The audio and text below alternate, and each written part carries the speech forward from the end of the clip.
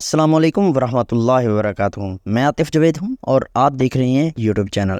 افغانستان میں دریافت ہونے والے لیتھیم کے ذخائر ہوں یا چائنا کی مدد سے کروڈ آئل کی تلاش، افغانستان نے تمام دنیا کو حیرت میں ڈال رکھا ہے۔ لیکن آج ہم اس بارے میں بات نہیں کریں گے کہ آج ہم آپ کو طالبان کے ایک ایسے مرغہ پروجیکٹ کے بارے میں بتائیں گے جو آپ کو حیران کر دے گا کہ ایک ہم ترقی یافتہ ملک کیسے اچانک سے دنیا کے سامنے طاقتور ملک بن کر ابھر رہا ہے۔ نہ صرف ہم ملک بڑے طاقتور بنانے میں کامیاب ہو جائیں گے بلکہ اس کے ذریعے وہ تمام دنیا کو بدلنے کا ارادہ بھی رکھتے ہیں۔ ایک ایسا پروجیکٹ جو نہ صرف افغانستان میں ترقی کے لیے نئے دروازے کھولے گا بلکہ ایشیا کی تقدیر بدل کر رکھ دے گا۔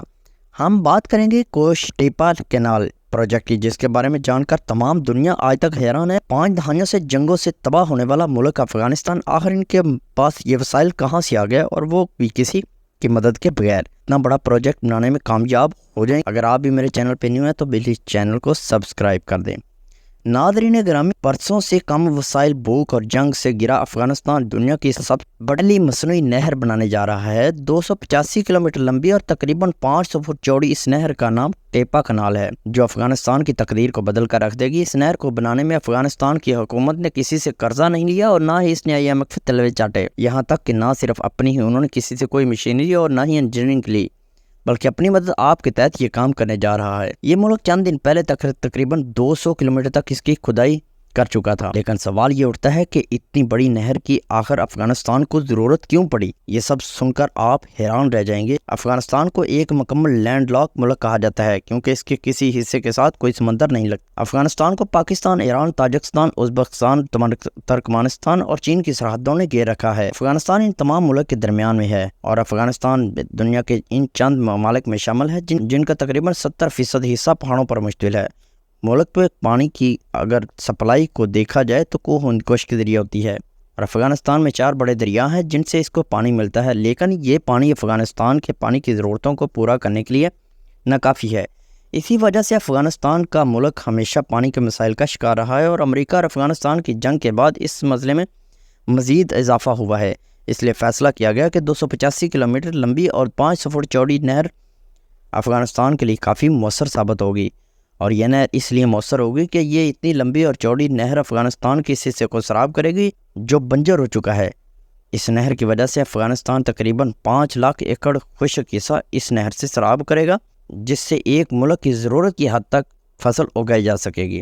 اس سے اگلے 2 سے 3 سالوں میں افغانستان نہ صرف اپنے ملک کی ضروریات پوری کرے گا بلکہ 50% گندم دوسرے ملکوں کو ایکسپورٹ کرنے کے قابل بھی ہو جائے گا۔ ناظرین گرامی، یہ پروجیکٹ 2022 میں شروع ہوا تھا۔ امید کی جاتی ہے جتنی سپیڈ سے یہ کام ہو رہا ہے آنے والے کچھ 10 سے 15 سالوں میں نہیں بلکہ 2025 تک یہ میگا پروجیکٹ مکمل ہو جائے گا۔ جب یہ پروجیکٹ شروع ہوا تو دنیا نے یہ کہنا شروع کر دیا کہ افغانستان کے انجینئر زیادہ قابل نہیں ہیں، نہ ہی ان کے پاس اتنی مہارت ہے کہ یہ اس میگا پروجیکٹ کو مکمل کر سکیں۔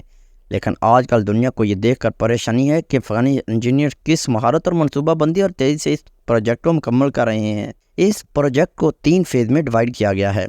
پہلے اور دوسرے فیز میں اس نہر کی کھدائی کی جائے گی جو کہ تقریباً 200 کلومیٹر تک ہو چکی ہے۔ 200 لوکل ٹھیکیداروں کو منتخب کیا گیا ہے۔ 7000 بلڈوزروں اور کرینوں کو کام کے لیے منگوایا گیا ہے۔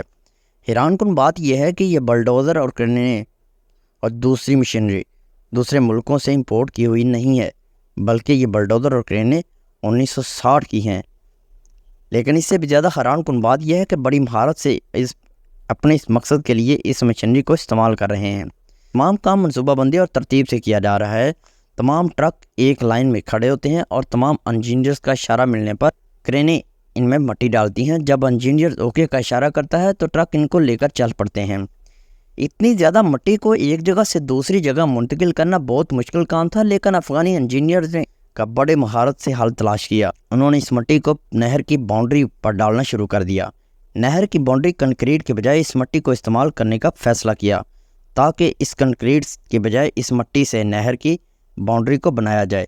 اس کے 2 فائدے ہوں گے، ایک تو یہ کہ اس مٹی کو ایک جگہ سے دوسری جگہ منتقل نہ کرنا پڑے گا، اور دوسرا اس کو کنکریٹ کرنے کے لیے سیمنٹ کے جو پیسے خرچ ہونے تھے وہ بچ جائیں گے، اور اس کے ساتھ مٹی کو باؤنڈری پر لگانے کا یہ فائدہ ہوگا کہ زائد پانی جو مٹی جذب کر لے گی اس مٹی پر فصلیں کاشت کرنے کے لیے استعمال کیا جائے گا، اور زائد پانی جو مٹی جذب کر لے گی اس پر مزید فصل اگائی جائے گی۔ دنیا یہ سب کچھ دیکھ کر حیران ہو رہی ہے ایک طرف تو نہر کی کھدائی کا کام جاری ہے اور دوسری طرف نہر کے آس پاس سبزیاں، پودے اور درخت لگانے کا کام ہو رہا ہے۔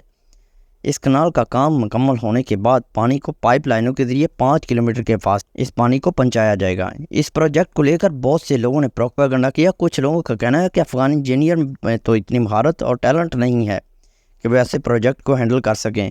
دوسری طرف کچھ افواہیں یہ بھی ہیں کہ افغانی ٹھیکیداروں کو تنخواہیں نہیں دی جا رہی، لیکن یہ بالکل حقیقت نہیں ہے۔ یہ پروجیکٹ افغانستان میں ترقی اور خوشحالی کے لیے ایک سنگ میل کی حیثیت رکھتا ہے۔ اس پروجیکٹ کی وجہ سے افغانستان کے مقامی لوگ بھی خوش ہیں، کیونکہ اس کی وجہ سے ان کے کھیت سیراب ہوں گے اور وہ معاشی طور پر مضبوط ہو جائیں گے، بلکہ دوسرے ممالک کو بھی بڑی مقدار میں فصل ایکسپورٹ کرنے کے قابل ہو جائیں گے، جس سے بہت زیادہ مقدار میں زر مبادلہ کمایا جائے گا، جو افغانستان کے دیگر بڑے پروجیکٹ پر خرچ کیا جائے گا۔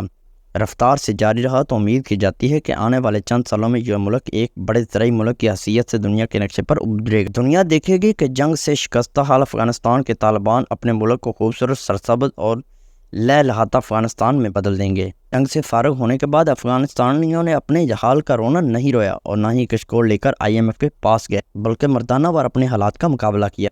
اب اگر دیکھا جائے تو پاکستان کو آزاد ہوئے تقریباً 75 سال ہو چکے ہیں، لیکن وہ آج تک IMF کے پاس جائے بغیر اپنے بجٹ کو ایڈجسٹ نہیں کر پاتا، ڈیل کرنی پڑتی ہے۔ پاکستان کے بڑھنے سے لے کر آج تک جو بھی پاکستان کی گورنمنٹ آئی ہے IMF کے بغیر نہیں چل سکی۔ آخر ہم کیسے کامیاب ہوں گے؟ اللہ تعالیٰ سے دعا ہے کہ پاکستان کو ہمیشہ سر بلند رکھے، پاکستان کے پرچم کو سر بلند رکھے اور پاکستان کی حفاظت فرمائے اور پاکستان کو ان بیرونی قرضوں سے نجات دلائے۔